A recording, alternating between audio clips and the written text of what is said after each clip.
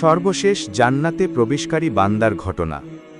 হজরত আবু হুরায়রা রদিয়াল্লাহু আনহু হতে বর্ণিত, রসূল সাল্লাল্লাহু আলাইহি ওয়াসাল্লাম ইরশাদ করেছেন, সর্বশেষ যে ব্যক্তি জান্নাতে প্রবেশ করবে তার অবস্থা এরূপ হবে যে বদ আমলের কারণে প্রথমে তার ঠিকানা হবে জাহান্নামে, যদিও সে মুমিন হোক না কেন, কারণ মুমিন বান্দাকেও তার বদ আমলের কারণে শাস্তি ভোগ করতে হবে।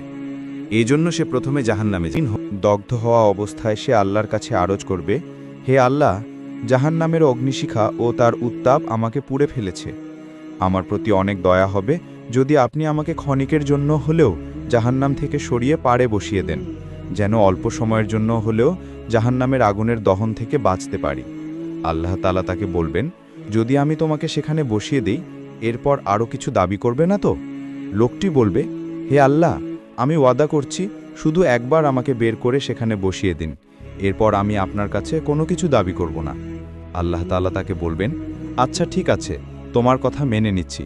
তারপর ওই ব্যক্তিকে জাহান্নাম থেকে বের করে জাহান্নামের পাড়ে বসিয়ে দেওয়া হবে। জাহান্নামের পাড়ে কিছুক্ষণ বসে থাকার পর তার চিন্তা শক্তিতে আরও কিছু পাওয়ার আশা সৃষ্টি হবে। ফলে সে আবার বলবে, হে আল্লাহ, জাহান্নামের আগুন থেকে আপনিই তো মুক্তি দিয়েছেন, এটা আপনার দয়া ও করুণা, কিন্তু বসিয়েছেন এমন স্থানে যেখানে জাহান্নামের আগুনের শিখা পুরোপুরিভাবে দহন করছে। যদি আমাকে সামান্য সময়ের জন্য এমন স্থানে নিয়ে যেতেন যেখানে জাহান্নামের উত্তাপ আমাকে স্পর্শ করত। সুতরাং আল্লাহ তাআলা তার আবেদন কবুল করে তাকে সামান্য দূরে সরিয়ে দেবেন, যেখান থেকে জান্নাতের হৃদয় কাড়া মনোমুগ্ধকর দৃশ্যাবলী সে অবলোকন করবে। কিছুক্ষণ পর সে বলবে, হে আল্লাহ, আপনি আপনার দয়া ও অনুগ্রহের দ্বারা আমাকে জাহান্নামের আগুন থেকে মুক্তি দিয়েছেন এবং এমন স্থানে বসিয়েছেন যেখান থেকে জান্নাতের দৃশ্যাবলী স্পষ্ট দেখা যায়। আপনি আমাকে আরেকটু অনুমতি দেন, যেন জান্নাতের দরজার কাছাকাছি যেতে পারি এবং একটু জান্নাত দেখতে পারি। আল্লাহ তাআলা বলবেন, হে বান্দা, তুমি আবার ওয়াদা খেলাপ করছো? লোকটি বলবে, হে আল্লাহ, যখন আপনি আপনার অনুগ্রহে আমাকে এ পর্যন্ত নিয়ে এসেছেন, এখন জান্নাতটাও এক নজর দেখতে দিন। আল্লাহ তাআলা বলবেন, তোমাকে এক নজর দেখতে দিলে তো বলবে, আমাকে একটু ভিতরে যাওয়ার অনুমতি দিন। লোকটি বলবে, হে আল্লাহ, শুধু এক ঝলক দেখতে দিন, এরপর আর কিছু চাইব না।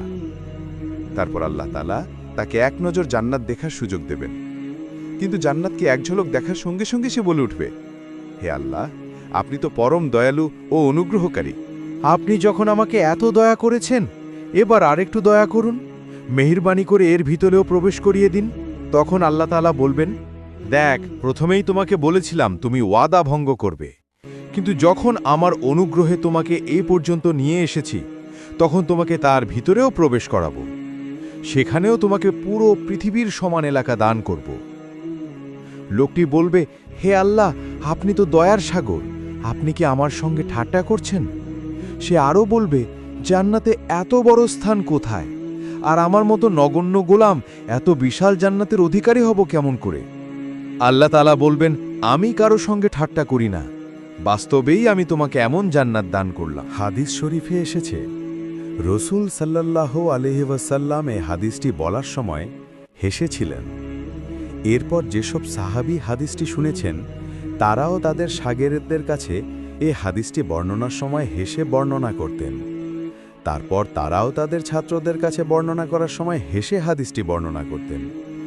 এমনিভাবে রসূল সাল্লাল্লাহু আলাইহি ওয়াসাল্লামের যুগ থেকে আজ পর্যন্ত মুহাদ্দিসগণ যখনই হাদিসটি বর্ণনা করেন তখন হাসেন, আর যারা শোনেন তারাও হাসেন।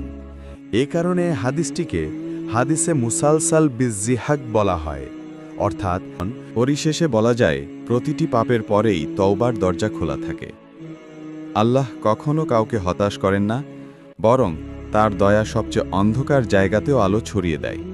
তাই আশা হারিও না, ফিরে এসো আল্লাহর দিকে, কারণ তিনি দয়ার সাগর। এই গল্প যদি আপনার মনে আলো ছুঁয়ে যায়, তাহলে দোয়া করবেন আমাদের জন্য, আর চ্যানেলটি সাবস্ক্রাইব করবেন অবশ্যই। আর ইসলামী শিক্ষা ছড়িয়ে দিতে ভিডিওটি শেয়ার করবেন। আল্লাহ হাফেজ।